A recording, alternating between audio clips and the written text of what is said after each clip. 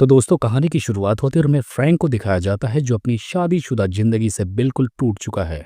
हम जान पाते हैं कि इसका करियर पूरी तरह से खत्म हो चुका है और एक दिन ये अपनी वाइफ को किसी गैर मर्द के साथ देख लेता है। और ऐसा नजारा अपनी आंखों के सामने देखकर उसकी जिंदगी का संतुलन बिगड़ जाता है, जिसके चलते वो डिप्रेशन और गुस्से में आकर अपना घर छोड़ देता है, क्योंकि अब उसे लगता है कि उसके पास जिंदगी में खोने को अब कुछ भी नहीं बचा है। जिसके बाद वो एक बार तक पहुंचता है जहां जाकर वो एकदम नशे से धुत हो जाता है और वहां पर उसकी मुलाकात होती है एक बहुत ही खूबसूरत स्ट्रिपर लड़की से।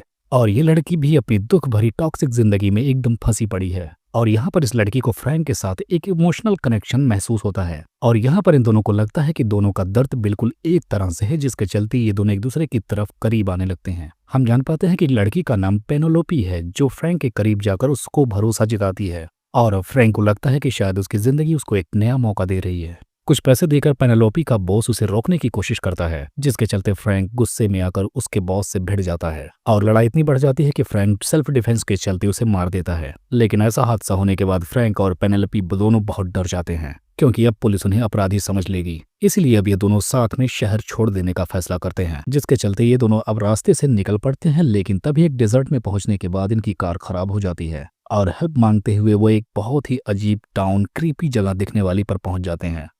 देखने पर ऐसा लगता है कि यहाँ के लोग सामान्य तो बिल्कुल नहीं है, क्योंकि सबकी नजरों में कुछ न कुछ राज छिपा हुआ है। ऐसा लगता है कि जैसे इनके अंदर हिंसा और पागलपन भरा हुआ है।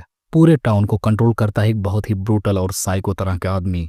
अब शुरुआत में फ्रैंक और पेनेलोपी एक मोटेल में जाकर रुकते हैं, लेकिन जल्द ही नहीं ये बात समझ में आ जाती है कि यहाँ पर रहने वालों के लिए खतरे से खाली नहीं है। अब जब ये लोग यहाँ से जाने का डिसीजन लेते हैं तो होटल का मालिक और बाकी लोग इन्हें जाने से धमकाने लगते हैं। अब पेनेलोपी को टाउन के लोग बहुत ही शक की नजर से देख रहे होते हैं। धीरे धीरे ये बात इन्हें स्पष्ट हो जाती है कि यह पूरा टाउन एक क्रिमिनलाइज्ड एरिया है और कोई इसका बॉस है जो पूरे इलाके को चलाता है। यहाँ पर चमो और उसके साथियों का काम है कि बाहर से आने वाले लोगों को लूट लेना और उन्हें तड़पा तड़पा कर डरा कर मार देना। अब एक रात को हम देखते हैं कि पेनेलोपी को चमो के आदमी उठा ले जाते हैं। फ्रैंक उसे बचाने की कोशिश करता है, लेकिन टाउन में हर तरफ उसके लिए जाल बिछाया गया है। फ्रैंक को समझ में आ जाता है कि अगर उसने पेनेलोपी को नहीं बचाया तो पूरे टाउन वाले मिलकर उन दोनों को मार देंगे या फिर पेनेलोपी को किसी के हवाले बेच देंगे। क्लाइमेक्स में दिखाया जाता है फ्रैंक अकेले चामो और उसके साथियों का सामना करता है। हम जान पाते हैं फ्रैंक एक सामान्य आदमी है, लेकिन वो पेनेलोपी को बचाने के लिए किसी भी हद तक जा सकता है। होटल से लेकर गलियों और बार तक जमकर लड़ाई होती है। फ्रैंक काफी बार मारा पीटा जाता है, घायल हो जाता है, लेकिन फिर भी वो नहीं रुकता और अंततः हम देखते हैं कि फ्रैंक चामो को मार गिराता है और पेनेलोपी को आजाद करके वो उसे अपने गले से लगा लेता है।